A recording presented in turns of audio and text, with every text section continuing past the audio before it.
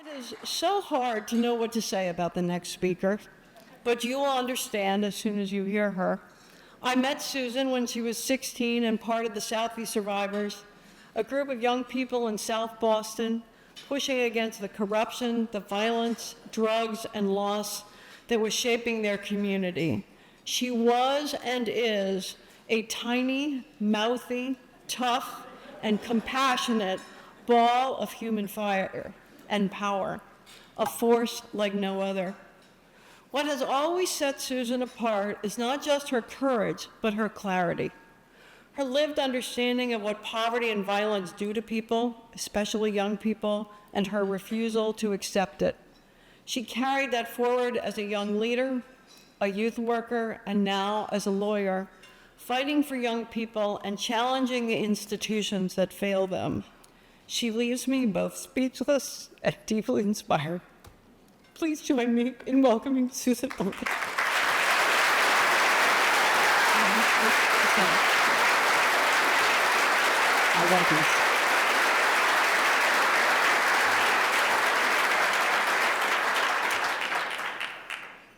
Thank you all for being here, and thank you to Molly and the Roca community for inviting me back.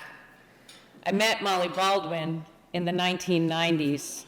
Now let me actually stop there. I also want to thank my partners who flew in from Dallas, Texas last night and are sponsoring this event from Waters and Kraus Paul.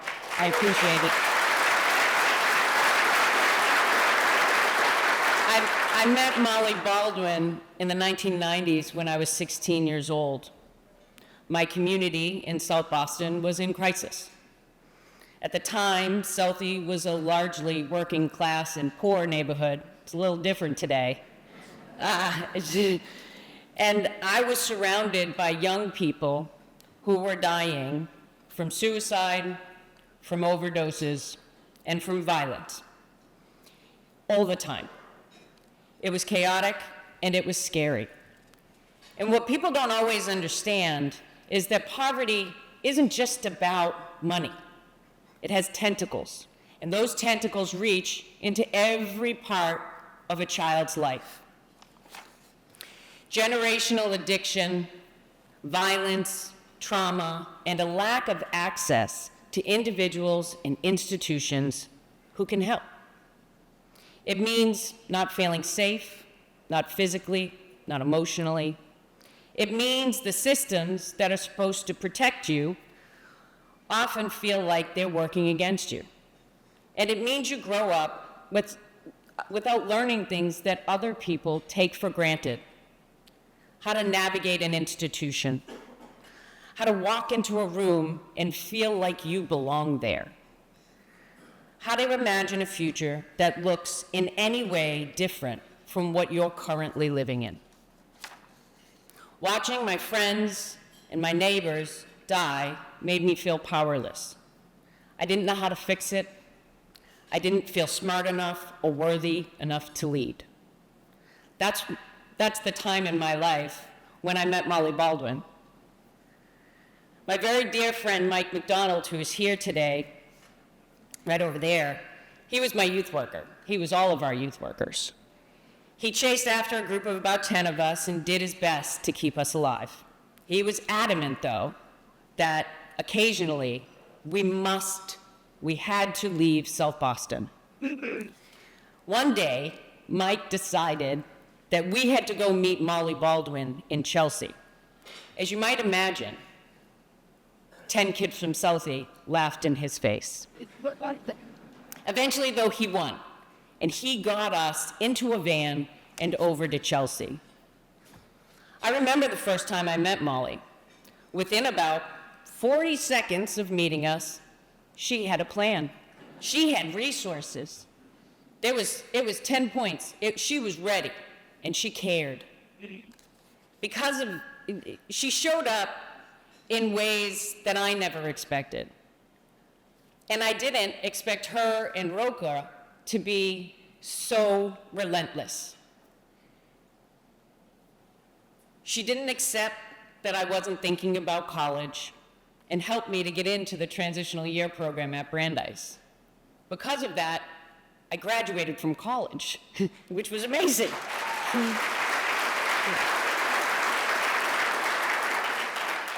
After college, I went back to work for Molly. There. And because I had experienced firsthand what it meant to have somebody who would just refuse to give up on you, I wanted to do that for other kids.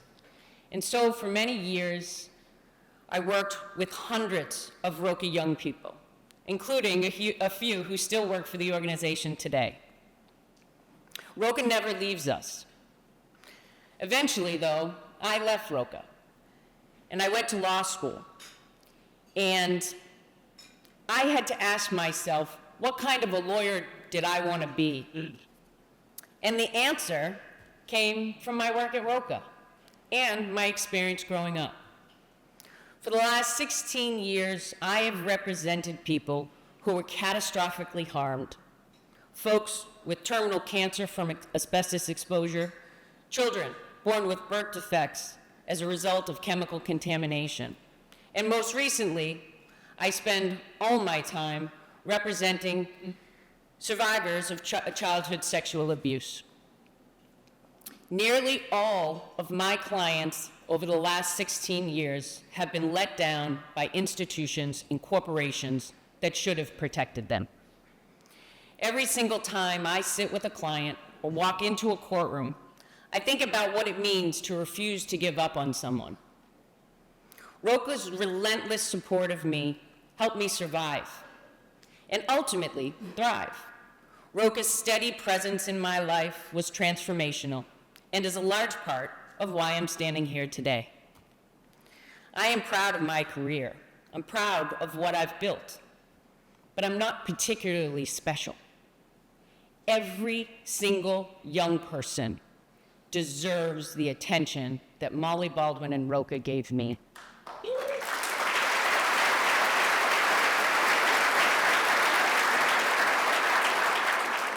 I know that I could have easily been swept up into the cycle of addiction that killed so many of my friends and neighbors. I had what every kid should have. I had adults who cared about me. I had parents who wanted me to live, and I had Roca.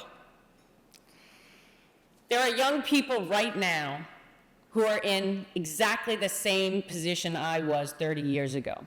But today, the tentacles of poverty are infinitely more dangerous. The drugs are more lethal. The internet has made danger more accessible and harder to see. The guns are easier to access. And systems are struggling to address the critical needs of young people living in poverty. Every one of these young people has the potential to transform their own life. And if they choose, help others to do the same. Because that's how Roca's mission spreads. That's how I ended up fighting for justice for women and children in courtrooms in Los Angeles. The ripple effect of Roca is real.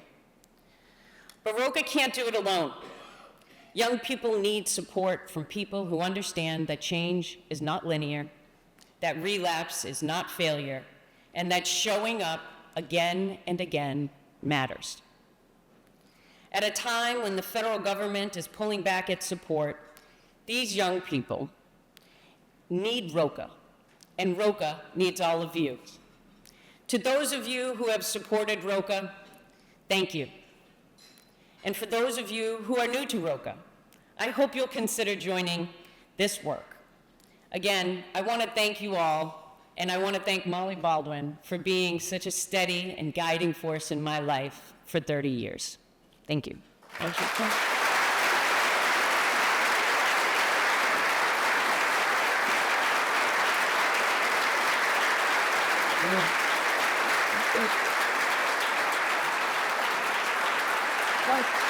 It's good.